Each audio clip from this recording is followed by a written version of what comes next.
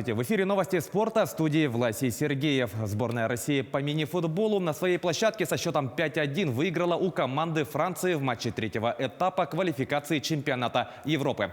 В составе россиян дублем отметился Ришат Котляров. По одному взятию ворот провели Сергей Абрамов, Андрей Афанасьев и Даниил Давыдов. Единственный мяч гостей забил Микаэль Деса Андраде. Российская команда одержала четвертую победу к ряду и с 12 очками лидирует в группе 2. Следом идут грузины, у которых 4 пункта. Третье место занимают французы, набравшие 2 балла. Замыкает же таблицу команда Армении, с которой россияне сыграют в следующем матче. Встреча пройдет 9 апреля.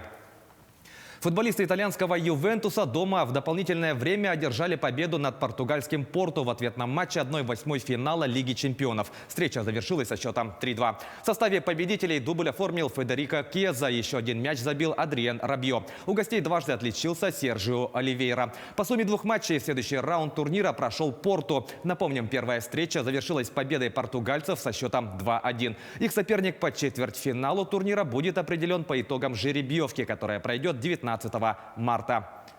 В другой встрече игрового дня немецкая Боруссия на своем поле со счетом 2-2 сыграла в ничью с испанской Севильей. Авторами забитых мячей стали Эрлинг Холланд и Юсеф Эн-Несери, записавшие на свой счет по 2 результативных удара. Отметим, что норвежский форвард немецкой команды забил 20-й гол в рамках Лиги чемпионов. Чтобы достичь этой отметки, ему понадобилось всего 14 матчей. Во многом благодаря стараниям Холланда Боруссия пробилась в четвертьфинал турнира по итогам данного двухматчевого противостояния. В первой игре немцы одержали гостевую победу со счетом 3-2. Их соперник по следующей стадии будет определен также 19 марта.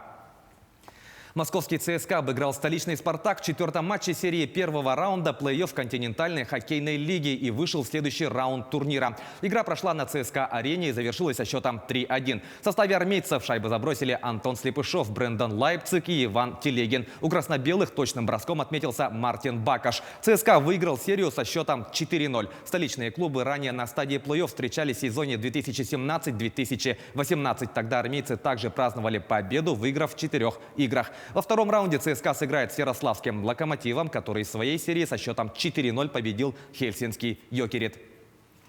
Светлана Кузнецова одержала победу над украинкой Елиной Свитолиной в матче второго круга турнира женской теннисной ассоциации, который проходит в Дубае. Россиянка выиграла со счетом 2-6, 6-4, 6-1. В следующем круге Кузнецова сыграет с представительницей Чехии Барбарой Крейчиковой, которая в своем матче обыграла латвийку Елену Остапенко.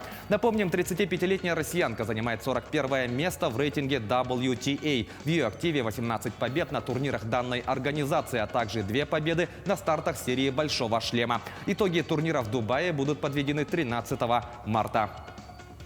Перейдем к событиям якутского спорта. Назар Андреев стал победителем молодежного первенства Москвы по боксу. Об этом сообщает «Спорт Якутии». Назаров выступал в весовой категории до 75 килограммов. Помимо золотой медали, он был награжден специальным призом и дипломом за лучшую технику. Добавим, что благодаря этой победе якутянин получил сразу 2 путевки на масштабные соревнования. В скором времени он выступит на первенстве страны и спартакиаде учащихся России.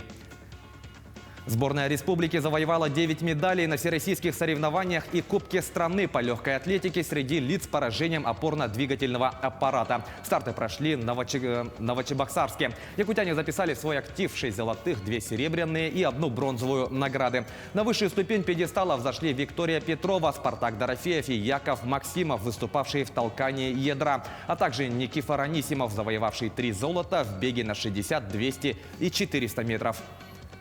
Таковы главные спортивные новости к этому часу. Занимайтесь спортом и будьте здоровы!